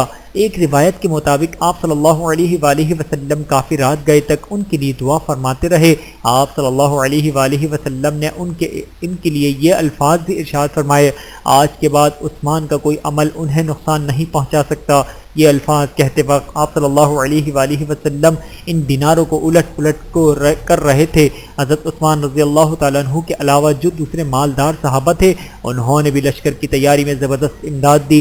حضرت ابوبکر صدیق رضی اللہ تعالیٰ عنہ تو قربانی میں سب سے بڑھ گئے، وہ اپنے گھر کا سارا سامان لے آئے۔ اس کی تعداد 4000 درہم کے برابر تھی۔ آن حضرت صلی اللہ علیہ وآلہ وسلم نے ان سے پوچھا، ابوبکر اپنے گھر والوں کے لیے بھی کچھ چھوڑا ہے یا نہیں؟ جواب میں انہوں نے عرض کیا، میں نے ان کے لیے اللہ اور اللہ کا رسول چھوڑا ہے۔ حضرت عمر رضی اللہ تعالیٰ عنہ اپنا نصف مال لائے۔ حضرت عبد الرحمن بن عوف بہت سا مال لائے۔ حضرت عباس بن عبد المطلب بھی بہت مال لائے۔ عورتوں نے اپنے زیورات اتار کر بھیجے۔ حضرت عاصم ابن عدی نے 70 وثق کھجوروں کے دیے۔ ایک وثق اتنے وزن کو کہتے ہیں جتنا وزن ایک اونٹ پر لادا جا سکے، یہ وزن تقریباً 4.25 ٹن بنتا ہے۔ آخر کار جنگ کی تیاری مکمل ہو گئی۔ آن حضرت صلی اللہ علیہ وآلہ وسلم 30,000 کے لشکر کے ساتھ روانہ ہوئے۔ اس لشکر میں 10,000 گھوڑے۔ آپ نے محمد بن مسلمہ رضی اللہ تعالیٰ عنہ کو مدینہ منورہ میں اپنا قائم مقام بنایا۔ اس لشکر میں کچھ منافقین بھی شامل ہوئے۔ ان میں منافقوں کا سردار عبداللہ بن ابی سلول بھی تھا۔ یہ مہم چونکہ بہت دشوار تھی، طویل فاصلے والی تھی، اس لیے اکثر منافقین تو شروع ہی سے ساتھ نہیں دیتے تھے، پھر جانے والوں میں سے بھی بہت سو کی ہمت جواب دے گئیں اور وہ کچھ ہی دور تک چلنے کے بعد واپس لوٹ گئے۔ اس طرح منافقوں کا پول کھل گیا۔ حضور اکرم صلی اللہ علیہ وآلہ وسلم نے اس غزوے کے لیے کئی پرچم تیار کرائے تھے۔ سب سے بڑا پرچم حضرت ابوبکر صدیق رضی اللہ تعالیٰ عنہ کے ہاتھ میں دیا۔ حضرت علی رضی اللہ تعالیٰ عنہ کو آپ صلی اللہ علیہ وآلہ وسلم نے مدینہ منورہ ہی میں ٹھہرنے کا حکم فرمایا۔ اس پر حضرت علی کو پریشانی محسوس ہوئی تو آپ صلی اللہ علیہ وآلہ وسلم نے ارشاد فرمایا، کیا تم اس بات سے خوش نہیں ہو کہ تمہاری حیثیت میرے لیے وہی ہو جو موسیٰ علیہ السلام کے لیے ہارون علیہ السلام کی تھی؟ فرق یہ ہے کہ ہارون علیہ السلام نبی تھے اور میرے بعد کوئی نبی نہیں۔ یہ سن کر حضرت علی مطمئن ہو گئے۔ سوائے غزوہ تبوک کے اور کوئی غزوہ ایسا نہیں جس میں حضرت علی شریک نہ ہوئے ہوں۔ اس سفر کے دوران تبوک کی طرف جاتے ہوئے آن حضرت صلی اللہ علیہ وآلہ وسلم اور صحابہ کرام رضی اللہ عنہم ان کھنڈرات کے پاس سے گزرے جو قوم سمود کا وطن تھا اور جنہیں اللہ تعالیٰ نے عذاب سے تباہ و برباد کر دیا تھا۔ اس مقام سے گزرتے وقت آن حضرت صلی اللہ علیہ وآلہ وسلم نے اپنے سر مبارک پر کپڑا ڈال لیا تھا اور سواری کی رفتار تیز کر دی تھی تاکہ جلد از جلد وہاں سے گزر جائیں، اور آپ صلی اللہ علیہ وآلہ وسلم نے صحابہ کرام رضی اللہ عنہم سے بھی فرمایا تھا، ان کھنڈرات کے پاس سے روتے ہوئے گزرو، کہیں تم بھی اس بلا میں گرفتار نہ ہو جاؤ جس پہ یہ قوم ہوئی تھی۔ آپ نے یہ اعلان بھی فرمایا، آج رات ان پر آندھی کا زبردست طوفان آئے گا، جس کے پاس اونٹ یا گھوڑا ہے وہ اس کو باندھ کر رکھے۔ ساتھ میں آپ صلی اللہ علیہ وآلہ وسلم نے حکم فرمایا، آج رات کوئی شخص تنہا اپنے پڑاؤ سے باہر نہ جانے گا بلکہ کسی نہ کسی کو اپنے ساتھ ضرور رکھے۔ پھر اتفاق ایسا ہوا کہ ایک شخص کسی ضرورت سے تنہا باہر نکل گیا، نتیجہ یہ کہ اس کا دم گھٹ گیا۔ ایک دوسرے شخص اپنے اونٹ کی تلاش میں نکل گیا، اس کا انجام یہ ہوا کہ اسے اڑا لے گئی، ہوا اڑا لے گئی اور پہاڑوں پر جا پھینکا۔ آن حضرت صلی اللہ علیہ وآلہ وسلم کو جب ان دو واقعات کا علم ہوا تو فرمایا، کیا میں نے کہا نہیں تھا کہ کوئی تنہا نہ جائے، باہر جانا پڑ جائے تو کسی کو ساتھ لے کر نکلے۔ اس سفر کے دوران ایک روز پانی بالکل ختم ہو گیا، پیاس نے لوگوں کو پریشان کر دیا۔ آخر لوگوں نے آن حضرت صلی اللہ علیہ وآلہ وسلم سے ذکر کیا۔ آپ صلی اللہ علیہ وآلہ وسلم نے دعا کے لیے ہاتھ اٹھا دیے۔ آپ صلی اللہ علیہ وآلہ وسلم اس وقت تک ہاتھ اٹھائے رہے جب تک کہ بارش نہ ہو گئی، اور اتنی بارش ہوئی کہ سب سیراب ہو گئے۔ لشکر نے اپنے برتن بھی بھر لیے۔ ان حالات میں آن حضرت صلی اللہ علیہ وآلہ وسلم کی اونٹنی گم ہو گئی۔ آپ صلی اللہ علیہ وآلہ وسلم نے اونٹنی کو تلاش کرنے کا حکم فرمایا۔ لشکر میں کچھ منافق رہ گئے تھے، وہ واپس نہیں گئے تھے۔ اس موقع پر وہ کہنے لگے، محمد صلی اللہ علیہ وآلہ وسلم کا دعویٰ تو یہ ہے کہ وہ نبی ہیں اور یہ مسلمانوں کو آسمان کی خبریں سناتے ہیں، لیکن انہیں یہ معلوم نہیں کہ ان کی اونٹنی کہاں ہے۔ آن حضرت صلی اللہ علیہ وآلہ وسلم تک منافقین کی یہ باتیں فوراً ہی پہنچ گئیں۔ آن حضرت صلی اللہ علیہ وآلہ وسلم تک منافقین کی یہ باتیں فوراً ہی پہنچ گئیں۔ آپ صلی اللہ علیہ وآلہ وسلم نے لوگوں کے سامنے ارشاد فرمایا، مجھ تک کچھ لوگوں کی یہ بات پہنچی ہے، اللہ کی قسم میں انہیں باتوں کو جانتا ہوں جو اللہ تعالیٰ مجھے بتا دیتے ہیں، اور اونٹنی کے بارے میں مجھے ابھی اللہ تعالیٰ نے بتایا ہے کہ وہ فلاں وادی میں ہے، اس کی مہار ایک درخت کی ٹہنی میں الجھ گئی ہے، تم لوگ وہاں جاؤ اور اونٹنی کو میرے پاس لے آؤ۔ لوگ وہاں گئے تو اونٹنی کو اسی حالت میں پایا جیسا کہ آن حضرت صلی اللہ علیہ وآلہ وسلم نے فرمایا تھا۔ سفر جاری تھا کہ حضرت ابو ذر غفاری رضی اللہ تعالیٰ عنہ کا اونٹ تھک کر بیٹھ گیا۔ جب اونٹ کسی طرح چلنے کے لیے تیار نہ ہوا تو تنگ آ کر حضرت ابو ذر غفاری رضی اللہ تعالیٰ عنہ نے سامان اس پر سے اتار کر اپنے سر پر رکھ لیا اور پیدل چل پڑے، یہاں تک کہ آن حضرت صلی اللہ علیہ وآلہ وسلم تک پہنچ گئے۔ لوگ آپ صلی اللہ علیہ وآلہ وسلم کو پہلے ہی خبر دے چکے تھے کہ ابو ذر پیچھے رہ گئے ہیں کیونکہ ان کا اونٹ تھک گیا ہے۔ یہ سن کر آپ صلی اللہ علیہ وآلہ وسلم نے فرمایا تھا، اسے اس کے حال پر چھوڑ دو، اگر ابو ذر میں کوئی خیر ہے تو اللہ تعالیٰ اسے تم تک پہنچا دے گا، اور اگر خیر کے بجائے برائی ہے تو سمجھ لو اللہ نے تمہیں اس سے امن دے دیا۔ پھر لوگوں نے دور سے کسی کو آتے دیکھا تو آن حضرت صلی اللہ علیہ وآلہ وسلم کو اطلاع دی۔ آپ صلی اللہ علیہ وآلہ وسلم نے فرمایا، ابو ذر ہوں گے، اللہ ان پر رحمت فرمائے، اکیلے ہی پیدل چلے آ رہے ہیں، اکیلے ہی مریں گے، یعنی ان کی موت ویرانے میں ہوگی، اور اکیلے ہی دوبارہ زندہ ہو کر قیامت میں اٹھیں گے۔ حضرت ابو ذر غفاری رضی اللہ تعالیٰ عنہ کے بارے میں آن حضرت صلی اللہ علیہ وآلہ وسلم کی یہ پیش گوئی لفظ بلفظ پوری ہوئی۔ حضرت عثمان غنی رضی اللہ تعالیٰ عنہ کے زمانے میں وہ ربضہ کے ویران مقام پر چلے گئے تھے۔ وہیں ان کی موت واقع ہوئی تھی۔ آخر اسلامی لشکر نے تبوک کے مقام پر پہنچ کر پڑاؤ ڈالا۔ تبوک سے واپسی۔ وہاں پہنچ کر معلوم ہوا کہ تبوک کے چشمے میں پانی بہت کم ہے، لشکر کی ضرورت اس سے پوری نہیں ہو سکتی۔ آن حضرت صلی اللہ علیہ وآلہ وسلم نے اس میں سے اپنے دست مبارک پہ پانی لیا اور اس کو منہ میں لے کر واپس چشمے کے دھانے میں کلی کر دی۔ چشمہ اسی وقت ابلنے لگا اور پورا بھر گیا۔ اس طرح سب نے پانی سے سیرابی حاصل کی۔ یہ علاقہ اس وقت بالکل بنجر تھا۔ اس موقع پر نبی کریم صلی اللہ علیہ وآلہ وسلم نے حضرت معاذ سے ارشاد فرمایا، اے معاذ، اگر تمہاری عمر نے وفا کی تو تم دیکھو گے کہ یہ علاقہ باغ و بہار بن جائے گا، یعنی گرد و پیش کی یہ سرزمین باغات والی آئیں گی۔ تبوک کے مقام تک پہنچنے سے ایک رات پہلے آن حضرت صلی اللہ علیہ وآلہ وسلم ایک رات سوئے تو صبح آپ صلی اللہ علیہ وآلہ وسلم کی آنکھ دیر سے کھلی۔ بیدار ہوئے تو سورج سوا نیزے کے قریب بلند ہو چکا تھا۔ اس سے پہلے رات کو آپ صلی اللہ علیہ وآلہ وسلم نے بلال رضی اللہ تعالیٰ عنہ کو جاگ کر نگرانی کرنے اور فجر کے وقت اٹھانے کا حکم دیا تھا۔ حضرت بلال رضی اللہ تعالیٰ عنہ ٹیک لگا کر بیٹھ گئے تھے۔ اتفاق سے ان کی بھی آنکھ لگ گئی تھی، وہ بھی سوتے رہ گئے۔ اس طرح نماز کا وقت نکل گیا۔ آن حضرت صلی اللہ علیہ وآلہ وسلم نے حضرت بلال سے فرمایا، کیا میں نے تم سے کہا نہیں تھا کہ ہمیں فجر کے وقت جگا دینا؟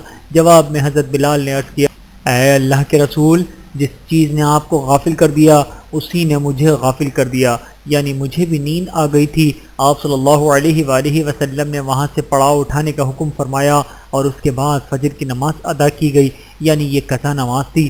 تبوک کے سفر کے دوران ایک جگہ پھر پانی ختم ہو گیا۔ آن حضرت صلی اللہ علیہ وآلہ وسلم کو یہ بات بتائی گئی تو آپ صلی اللہ علیہ وآلہ وسلم نے حضرت علی اور حضرت زبیر رضی اللہ تعالیٰ عنہ کو حکم دیا، کہیں سے پانی تلاش کر کے لاؤ۔ یہ دونوں حضرات وہاں سے چل کر راستے پر آ بیٹھے۔ جلد ہی انہوں نے دور سے ایک بوڑھی عورت کو آتے دیکھا۔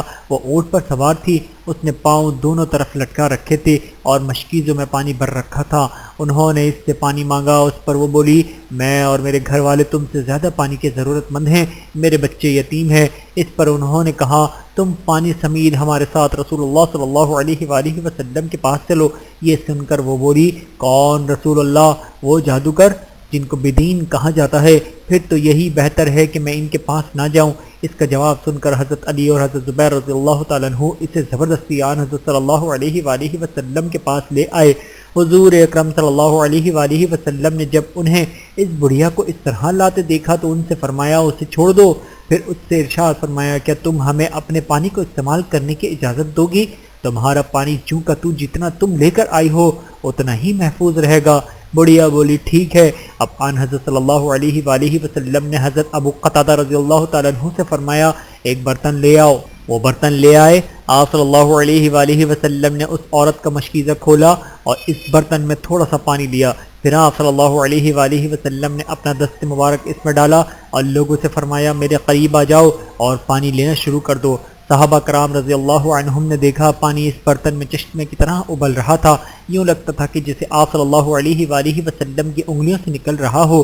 سب اس برتن سے پانی لینے لگے، پینے لگے، اپنے جانوروں کو بھی پلانے لگے۔ پھر انہوں نے اپنے خالی برتن بھر لیے، یہاں تک کہ تمام جانور سیر ہو گئے، تمام برتن بھر گئے اور پانی اس برتن میں اسی طرح جوش مار رہا تھا۔ اب آپ صلی اللہ علیہ وآلہ وسلم نے وہ پانی واپس اس عورت کے مشکیزے میں ڈال دیا اور اس کا منہ بند کرنے کے بعد فرمایا، تم لوگوں کے پاس جو کچھ ہو لے آؤ۔ آپ صلی اللہ علیہ وآلہ وسلم نے ایک کپڑا بچھایا۔ صحابہ کرام اس کے لیے گوشت اور کھجور وغیرہ لے آئے۔ آپ صلی اللہ علیہ وآلہ وسلم نے وہ سب اسے دے کر فرمایا، ہم نے تمہارے پانی اس میں سے کچھ نہیں لیا، یہ چیزیں لے جاؤ، اپنے یتیم بچوں کو کھلا دینا۔ عورت حیرت زدہ تھی، اس نے یہ سارا منظر اپنی آنکھوں سے دیکھا تھا، ایسا منظر اس نے زندگی میں کبھی نہیں دیکھا تھا۔ جب یہ اپنے گھر پہنچی تو گھر والوں نے کہا کہ تم نے بہت دیر لگا دی۔ اس پر اس نے سارا واقعہ سنایا۔ اس بستی کے لوگوں کو بھی اس واقعے کا علم ہو گیا۔ آخر یہ بڑھیا بستی کے لوگوں کے ساتھ آن حضرت صلی اللہ علیہ وآلہ وسلم کی خدمت میں حاضر ہوئی۔ اس نے اور اس کے قبیلے والوں نے آن حضرت صلی اللہ علیہ وآلہ وسلم کے ہاتھ پر کلمہ پڑھا۔ غزوہ تبوک میں ایک موقع پر کھانے کا سامان ختم ہو گیا، حالت یہاں تک پہنچی کہ ایک کھجور مل جاتی تو ایک پوری جماعت اس کو لے کر بیٹھ جاتی، پھر سب لوگ باری باری اسے چوستے اور دوسروں کی طرف بڑھا دیتے۔ آخر لوگوں نے عرض کیا، اگر آپ اجازت دیں تو ہم اپنے اونٹ ذبح کر کے کھا لیں۔ اس پر حضرت عمر رضی اللہ تعالیٰ عنہ نے کہا، اے اللہ کے رسول، اگر آپ نے یہ اجازت دے دی تو سواری کے جانور ختم ہو جائیں گے آپ ان سے فرمائیے کہ جس کے پاس بھی کوئی بچی ہوئی چیز ہو وہ لے آئے، پھر آپ اس خوراک میں برکت کی دعا کریں۔ چنانچہ ایسا ہی کیا گیا، ایک کپڑا بچھایا گیا، جس کے پاس کوئی چیز تھی وہ لے آیا۔ جب سب چیزیں کپڑے میں جمع ہو گئیں تو آپ صلی اللہ علیہ وآلہ وسلم نے ان میں برکت کی دعا کی اور فرمایا اب تم لوگ اپنے اپنے برتن اس خوراک سے بھر لو۔ سب اپنے برتن بھرنے لگے، سب نے خود سیر ہو کر کھایا بھی اور برتن بھی بھرے۔ پورے لشکر میں کوئی برتن ایسا نہ رہا جو بھر نہ لیا گیا ہو۔ تبوک کے مقام پر پہنچ کر آن حضرت صلی اللہ علیہ وآلہ وسلم 10-15 دن ٹھہرے۔ رومی چونکہ اسلامی لشکر سے خوفزدہ ہو گئے تھے اس لیے مقابلے پر نہ آئے اور اس طرح تبوک کے مقام پر جنگ نہ ہو سکی۔ اس دوران آپ صلی اللہ علیہ وآلہ وسلم قصر نمازیں پڑھتے رہے، یعنی مسافر کی نماز، جس میں ظہر، عصر اور عشاء کی فرض نمازوں میں 4 رکعت کی بجائے 2 رکعت ادا کی جاتی ہے۔ آخر تبوک سے واپسی کا سفر شروع ہوا۔ راستے میں چند منافقوں نے حضور اکرم صلی اللہ علیہ وآلہ وسلم کو کھائی میں دھکا دے کر قتل کرنے کی سازش تیار کی، لیکن ان کی سازش اللہ تعالیٰ نے آپ صلی اللہ علیہ وآلہ وسلم کو وحی کے ذریعے خبر دے دی۔ اس طرح ان کی سازش ناکام ہو گئی۔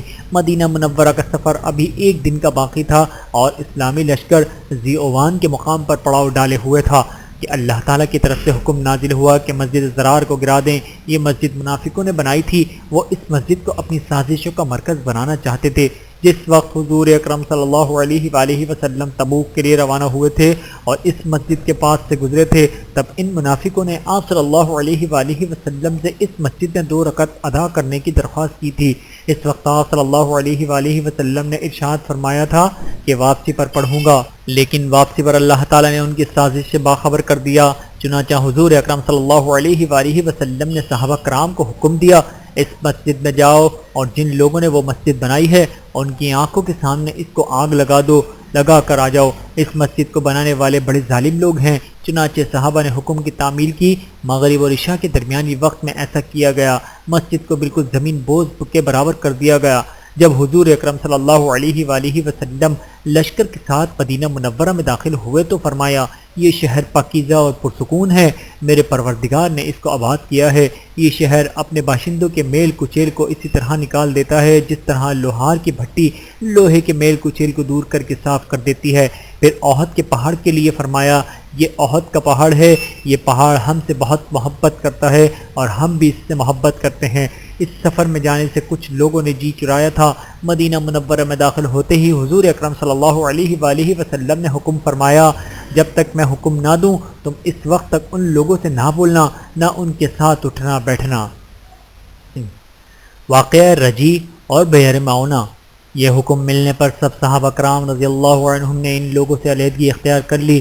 خود آن حضرت صلی اللہ علیہ وآلہ وسلم نے بھی ان سے بات چیت بند کر دی۔ صحابہ کرام نے تو یہاں تک کیا کہ اگر ان لوگوں میں کسی کا باپ اور بھائی بھی تھا تو اس نے اس سے بھی بات چیت ترک کر دی۔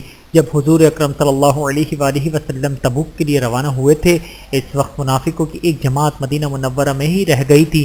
ان کی تعداد 80 کے قریب تھی۔ انہوں نے جہاد پر نہ جانے کے لیے مختلف حیلے بہانے کیے تھے، لیکن ان کے علاوہ 3 مسلمان ایسے تھے جو صرف سستی کی وجہ سے نہیں گئے تھے۔ یہ حضرت کعب بن مالک، مرارہ بن ربیع اور ہلال بن امیہ تھے۔ ان حضرات سے مسلمانوں نے بات چیت ترک کر دی۔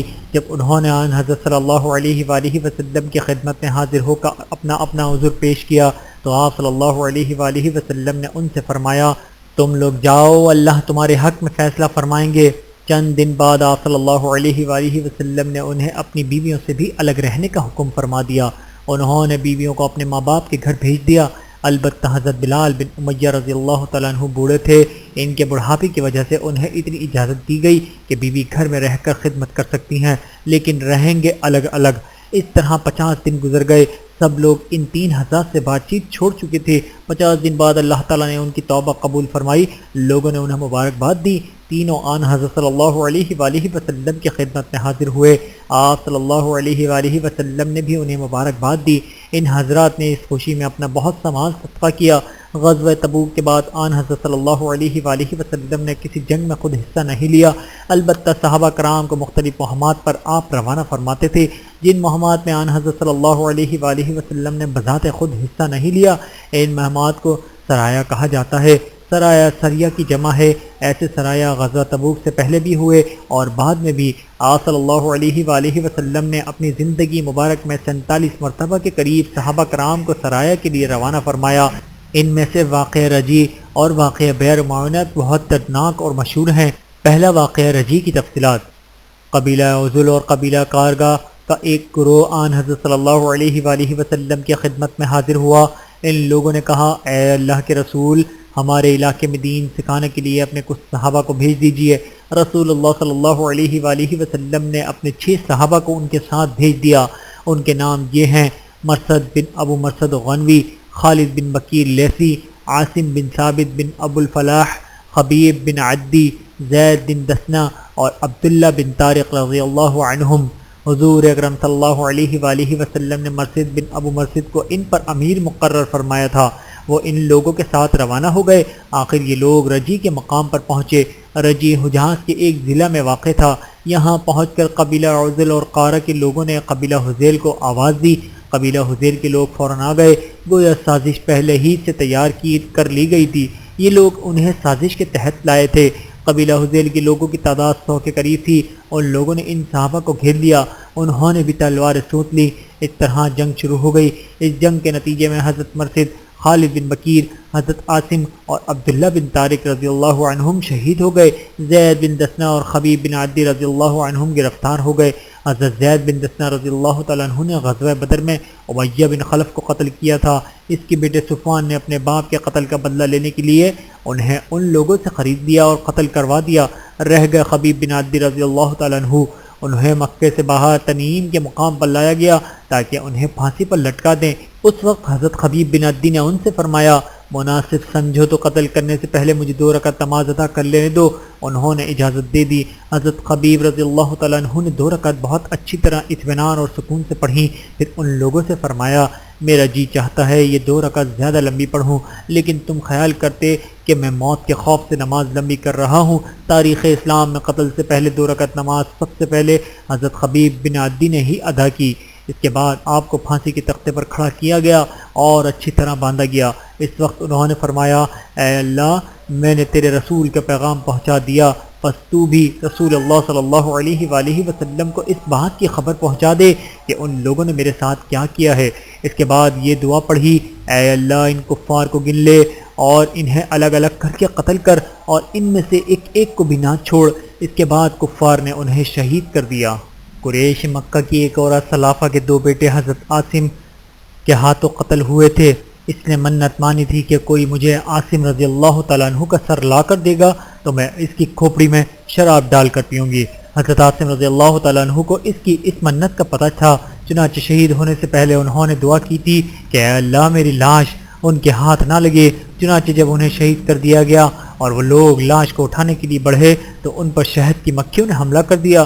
وہ بھاگ کھڑے ہوئے۔ پھر انہوں نے فیصلہ کیا کہ رات کے وقت لاش اٹھا لیں گے۔ رات کو تو شہد کی مکھیاں نہیں ہوں گی، لیکن رات کو اللہ تعالیٰ نے پانی کا ایک ریلا بھیجا جو لاش کو بہا لے گیا۔ اس طرح اللہ تعالیٰ نے ان کی لاش بحفاظت فرمائی۔ حضرت خبیب رضی اللہ تعالیٰ عنہ کی دعا پوری ہو گئی۔ آن حضرت صلی اللہ علیہ وآلہ وسلم کو وحی کے ذریعے بتا دیا گیا کہ ان کے ساتھ کیا سلوک کیا گیا ہے۔ آن حضرت صلی اللہ علیہ وآلہ وسلم نے صحابہ کرام کو بھی یہ خبر سنائی۔ واقعہ رجی کے دونوں ہی میں بئر معونہ کا واقعہ پیش آیا۔ اس کی تفصیل کچھ یوں ہے، حضور نبی کریم صلی اللہ علیہ وآلہ وسلم کے پاس قبیلہ بنو عامر کا سردار ابو عامر آیا۔ آپ صلی اللہ علیہ وآلہ وسلم نے اسے اسلام کی دعوت دی۔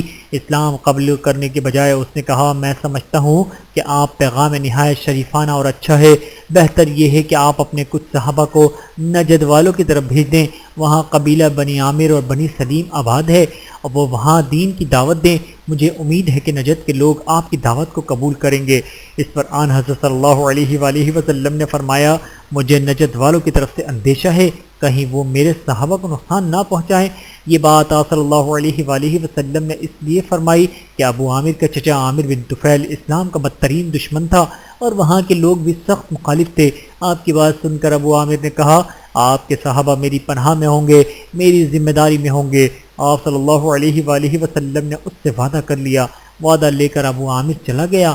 آپ نے حضرت منظر بن عمر رضی اللہ تعالیٰ عنہ کو 40 یا 70 آدمیوں کے ساتھ روانہ فرمایا۔ یہ سب کے سب نہایت عابد اور زاہد صحابہ تھے۔ آن حضرت صلی اللہ علیہ وآلہ وسلم نے انہیں ایک خط بھی لکھ کر دیا۔ یہ لوگ مدینہ منورہ سے روانہ ہوئے اور بئر معونہ پر جا ٹھہرے۔ بئر معونہ بنی عامر اور بنی سلیم کی سرزمین کے درمیان میں تھا۔ بنی کنویں کو کہتے ہیں، یعنی معونہ کا کنواں۔ اس علاقے کو حجہ کہا جاتا ہے۔ یہاں سیاہ پتھر کثرت سے تھے۔ یہاں پہنچ کر ان حضرات نے حضرت حرام بن ملحان رضی اللہ تعالیٰ عنہ کو آن حضرت صلی اللہ علیہ وآلہ وسلم کا خط دے کر عامر بن طفیل کی طرف بھیجا۔ حضرت حرام اس کے پاس پہنچے اور آن حضرت صلی اللہ علیہ وآلہ وسلم کا خط اسے دیا۔ اس نے خط پڑھا بھی گوارا نہ کیا۔ ادھر حضرت حرام نے خط دیتے وقت ان سے کہا، اے لوگو، میں رسول اللہ صلی اللہ علیہ وآلہ وسلم کے قاصد کی حیثیت سے تمہارے پاس آیا ہوں، اس لیے اللہ اور اس کے رسول پر ایمان لے آؤ۔ ابھی وہ یہ الفاظ کہہ رہے تھے کہ عامر بن طفیل نے ایک شخص کو اشارہ کیا۔ وہ ان کے پیچھے آیا اور پہلو میں نیزہ دے مارا۔ نیزہ ان کے جسم کے آر پار ہو گیا۔ فوراً ہی ان کے منہ سے نکلا، اللہ اکبر رب کعبہ، نہیں، اللہ اکبر رب کعبہ کی قسم میں کامیاب ہو گیا۔ انہیں شہید کرانے کے بعد عامر بن طفیل نے ان لوگوں سے کہا، اب اس کے باقی ساتھیوں کو بھی قتل کر دو۔ انہوں نے ایسا کرنے سے انکار کر دیا کیونکہ انہیں یہ بات معلوم تھی کہ یہ آنے والے حضرت ابو عامر کی پناہ میں ہیں۔ ان کی طرف سے انکار سن کر عامر بن طفیل نے بنی سلیم کو پکارا۔ اس کی پکار پر قبیلہ عصب، رعل اور ذکوان کے لوگ فوراً آ گئے۔ یہ سب لوگ مسلمانوں کی طرف بڑھے اور انہیں گھیر لیا۔ مسلمانوں نے جب یہ صورتحال دیکھی تو فوراً تلواریں سوتنی، جنگ شروع ہو گئی۔ آخر لڑتے لڑتے یہ صحابہ کرام شہید ہو گئے۔ ان میں صرف کعب بن زید رضی اللہ تعالیٰ عنہ زندہ بچ گئے اور شدید زخمی تھے۔ کفار نے انہیں مردہ خیال کیا۔ بعد میں انہیں میدان جنگ سے اٹھایا گیا تھا اور یہ ان زخموں سے تندرست ہو گئے تھے۔ ان کے علاوہ حضرت عمر بن امیہ زمری رضی اللہ تعالیٰ عنہ اور ان کے ساتھ ایک اور صحابی بھی اس لڑائی میں زندہ بچ گئے۔ جب مشرکوں نے مسلمانوں کے گھیرے میں لیا تھا تو یہ دونوں اس وقت اونٹ چرانے گئے ہوئے تھے۔ جب ادھر صحابہ کو شہید کیا جا رہا تھا، اس وقت آن حضرت صلی اللہ علیہ وآلہ وسلم مدینے میں خطبہ ارشاد فرما رہے تھے۔ گھیرے میں آنے کے بعد مسلمانوں نے یہ دعا کی تھی، اے اللہ، ہمارے پاس تیرے سوا ایسا کوئی ذریعہ نہیں کہ جو ہماری طرف سے تیرے رسول کو یہ خبر پہنچا دے۔ اللہ تعالیٰ نے ان کی دعا قبول فرمائی۔ حضرت جبرائیل علیہ السلام نے فوراً آن حضرت صلی اللہ علیہ وآلہ وسلم کو اس واقعے کی خبر دی۔ آپ صلی اللہ علیہ وآلہ وسلم نے خطبے کے دوران ہی یہ خبر صحابہ کرام رضی اللہ عنہم کو سنائی۔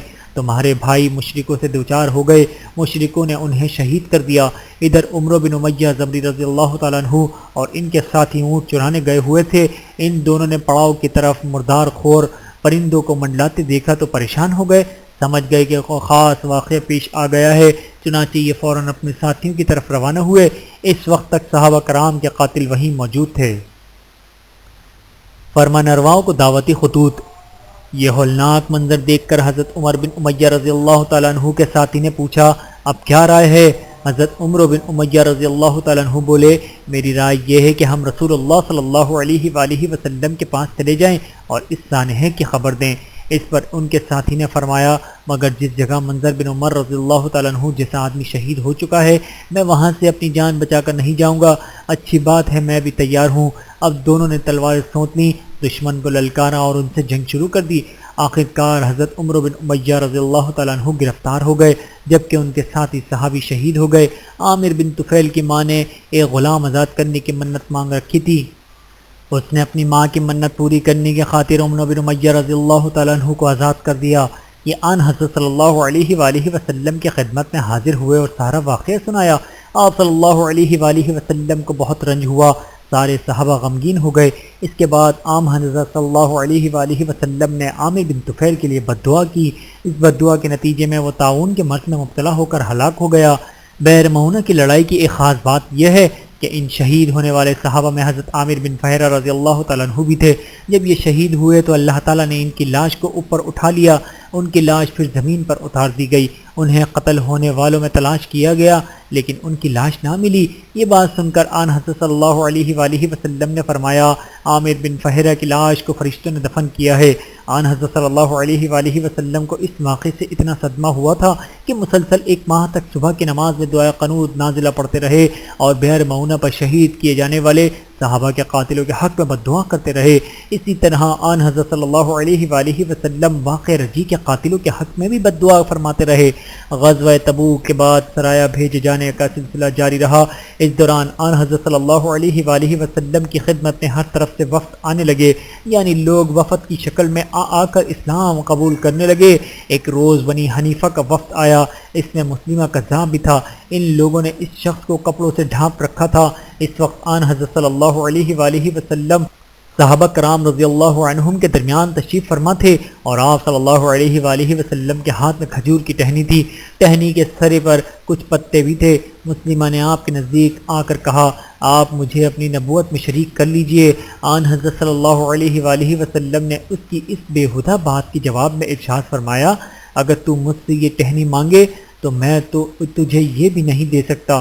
نبی اکرم صلی اللہ علیہ وآلہ وسلم نے اس کی آمد سے پہلے یہ صحابہ کرام سے فرما چکے تھے کہ میں نے دیکھا ہے کہ میرے ہاتھ میں سونے کے 2 کنگن ہیں، اللہ تعالیٰ نے ہی مجھے وحی فرمائی ہے کہ ان پر پھونک ماریں۔ میں نے پھونک ماری تو دونوں کنگن اڑ گئے۔ اس سے میں نے یہ تعبیر لی کہ 2 کذاب یعنی جھوٹے نبی ظاہر ہونے والے ہیں۔ یہ 2 جھوٹے طلیحہ اور مسلمہ تھے۔ طلیحہ تو یمن کے شہر صنعا کا رہنے والا تھا اور مسلمہ یمامہ کا۔ دونوں نے حضور اکرم صلی اللہ علیہ وآلہ وسلم کی زندگی مبارک میں ہی نبوت کا جھوٹا وعدہ کر دیا تھا۔ اس وقت یہی مسلمہ آیا تھا، واپس اپنے لوگوں میں جا کر اس نے یہ بات اڑا دی کہ محمد صلی اللہ علیہ وآلہ وسلم نے مجھے اپنی نبوت میں حصہ دار بنا لیا ہے۔ پھر یہ قرآن کریم کی آیات کی نقالی میں اوٹ پٹانگ قسم کے عربی جملے بولنے لگا اور لوگوں سے کہنے لگا کہ مجھ پر یہ وحی آئی ہے۔ اپنے الٹی سیدھی کرامات دکھانے لگا، فرضی معجزات دکھانے لگا۔ اس طرح لوگ اس کے گرد جمع ہونے لگے۔ اس روسیہ نے آن حضرت صلی اللہ علیہ وآلہ وسلم کو ایک خط بھی لکھا تھا۔ اس میں لکھا مجھے آپ کی نبوت میں شریک کر لیا گیا ہے، ہم دونوں آدھے آدھے کے مالک ہیں، مگر قریش کے لوگ انصاف پسند نہیں ہیں۔ آن حضرت صلی اللہ علیہ وآلہ وسلم نے اس کے جواب میں یہ خط لکھوایا بسم اللہ الرحمن الرحیم۔ یہ خط محمد صلی اللہ علیہ وآلہ وسلم کی طرف سے مسلمہ کذاب کے نام ہے۔ سلامتی ہو اس پر جس نے ہدایت اور سیدھے راستے کی پیروی کی۔ اما بعد یہ روئے زمین اللہ کی ملک ہے، وہ اپنے بندوں میں جسے چاہے اس کا وارث بنا دے۔ در حقیقت بہتر انجام تو اللہ سے ڈرنے والوں کا ہی ہوتا ہے۔ آپ صلی اللہ علیہ وآلہ وسلم نے یہ خط 2 قاصدوں کے ذریعے بھیجا۔ اس نے خط پڑھ کر ان دونوں سے کہا کیا تم بھی وہی بات کہتے ہو جو انہوں نے لکھا ہے؟ جواب میں دونوں قاصدوں نے فرمایا ہاں ہم بھی یہی کہتے ہیں۔ اس پر اس نے کہا اگر قاصدوں کو قتل کرنا دستور کے خلاف نہ ہوتا تو میں تمہاری گردنیں مار دیتا۔ اس جھوٹے کے خلاف حضرت ابوبکر صدیق رضی اللہ تعالیٰ عنہ کے دور میں جنگ لڑی گئی۔ اسی جنگ کو جنگ یمامہ کہتے ہیں۔ اس میں مسلمہ کذاب حضرت وحشی بن حرب رضی اللہ تعالیٰ عنہ کے ہاتھوں مارا گیا تھا۔ حضرت وحشی رضی اللہ تعالیٰ عنہ وہ ہیں جن کے ہاتھوں غزوہ احد میں حضرت حمزہ رضی اللہ تعالیٰ عنہ شہید ہوئے تھے۔ بعد میں حضرت وحشی رضی اللہ تعالیٰ عنہ مسلمان ہو گئے تھے۔ حضور نبی کریم صلی اللہ علیہ وآلہ وسلم نے دنیا کے بادشاہوں کے نام خطوط بھی لکھوائے اور ان خطوط میں ان بادشاہوں کو اسلام کی دعوت دی۔ روم کے بادشاہ ہرقل کو بھی خط لکھوایا۔ یہ خط حضرت دہیہ کلبی رضی اللہ تعالیٰ عنہ لے کر گئے۔ روم کے بادشاہ خود کو قیصر کہلواتے تھے۔ قیصر نے آپ صلی اللہ علیہ وآلہ وسلم کے خط کا احترام کیا لیکن ایمان لانا اس کے مقدر میں نہیں تھا۔ اسی طرح حضور اکرم صلی اللہ علیہ وآلہ وسلم نے ایران کے بادشاہ کسریٰ پرویز کے نام خط لکھوایا۔ یہ خط عبداللہ سہمی رضی اللہ تعالیٰ عنہ لے کر گئے۔ اس نے خط سننے سے پہلے ہی اسے چاک کرنے کا حکم دیا۔ اس کے حکم پر آن حضرت صلی اللہ علیہ وآلہ وسلم کا خط پھاڑ کر دیا گیا۔ اس نے اپنے دربار سے قاصد کو بھی نکال دیا۔ حضرت عبداللہ بن حذافہ سہمی رضی اللہ تعالیٰ عنہ اپنی سواری پر بیٹھے اور واپس روانہ ہوئے۔ مدینہ منورہ پہنچ کر انہوں نے ساری تفصیل سنا دی۔ یہ سن کر آن حضرت صلی اللہ علیہ وآلہ وسلم نے ارشاد فرمایا کسریٰ کی حکومت ٹکڑے ٹکڑے ہو گئی۔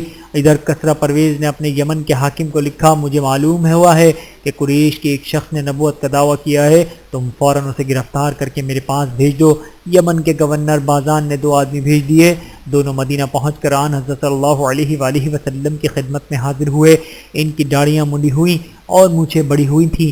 آن حضرت صلی اللہ علیہ وآلہ وسلم نے ان کے حلیے دیکھ کر فرمایا تمہارا برا ہو، یہ تم نے اپنے چہرے کیسے بنا رکھے ہیں؟ تمہیں ایسا حلیہ اختیار کرنے کا حکم کس نے دیا؟ جواب میں وہ بولے ہمارے پروردگار کسرا نے۔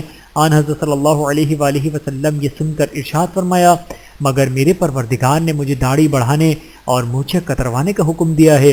پھر آپ صلی اللہ علیہ وآلہ وسلم نے ان سے فرمایا اب جاؤ اور کل میرے پاس آنا۔ دونوں چلے گئے۔ اس دوران اللہ تعالیٰ نے آپ صلی اللہ علیہ وآلہ وسلم کو وحی کے ذریعے خبر دی کہ اللہ تعالیٰ نے کسرا پر اس کے بیٹے کو مسلط کر دیا، وہ فلاں مہینے اور فلاں دن اسے قتل کر دے گا۔ اس وحی کے بعد آپ صلی اللہ علیہ وآلہ وسلم نے ان دونوں کو بلایا اور یہ اطلاع انہیں دی۔ ساتھ ہی آپ صلی اللہ علیہ وآلہ وسلم نے بازان کے نام خط لکھوایا کہ اللہ تعالیٰ نے مجھ سے وعدہ فرمایا ہے کہ وہ کسرا کو فلاں مہینے اور فلاں دن قتل کر دے گا۔ بازان کو یہ خط ملا تو اس نے سوچا اگر وہ نبی ہیں تو جیسا انہوں نے لکھا ہے ویسا ہی ہوگا، چنانچہ اسی طرح ہوا۔ اس کے بیٹے شیرویہ نے اسے اسی دن قتل کر دیا جس کی پیشگوئی ہو چکی تھی۔ بازان کو جب یہ اطلاع ملی تو اس نے فوراً آن حضرت صلی اللہ علیہ وآلہ وسلم کی خدمت میں قاصد بھیجا اور اپنے ساتھیوں کے اسلام قبول کرنے کی اطلاع دی۔ آن حضرت صلی اللہ علیہ وآلہ وسلم نے شاہ حبشہ نجاشی کے نام بھی خط لکھوایا۔ نجاشی کے پاس جب یہ خط پہنچا تو انہوں نے اس مکتوب مبارک کو آنکھوں سے لگایا، تخت سے اتر کر زمین پر آ بیٹھے اور اسلام قبول کیا۔ پھر ہاتھی دانت کی صندوقچی منگوا کر حضور اکرم صلی اللہ علیہ وآلہ وسلم کا خط مبارک اس میں ادب سے رکھا۔ اس خط کے ساتھ آپ صلی اللہ علیہ وآلہ وسلم نے ان کے نام ایک دوسرا خط بھی لکھوایا۔ اس میں آپ صلی اللہ علیہ وآلہ وسلم نے لکھوایا کہ نجاشی حضرت ام حبیبہ رضی اللہ تعالیٰ عنہ سے آن حضرت صلی اللہ علیہ وآلہ وسلم کا نکاح کر دیں۔ نجاشی نے اس خط کو بھی چوما، آنکھوں سے لگایا اور حکم کی تعمیل کی اور حضرت ام حبیبہ رضی اللہ تعالیٰ عنہ سے آن حضرت صلی اللہ علیہ وآلہ وسلم کا نکاح پڑھایا۔ یہ دونوں خط حضرت عمرو بن امیہ رضی اللہ تعالیٰ عنہ لے کر گئے تھے۔ ویڈیو دیکھنے کا بہت شکریہ۔ مزید ویڈیوز دیکھنے کے لیے ہمارے چینل کو سبسکرائب کریں۔ اگر ویڈیو پسند آئے تو لائک کریں۔ اچھی بات کو دوسروں تک پہنچانا صدقہ جاریہ ہے۔ جزاکم اللہ خیرا کثیرا۔ اپنا اور اپنے پیاروں کا بہت زیادہ خیال رکھیے گا اور مجھے دعاؤں میں یاد رکھیے گا۔ Take care. اللہ حافظ۔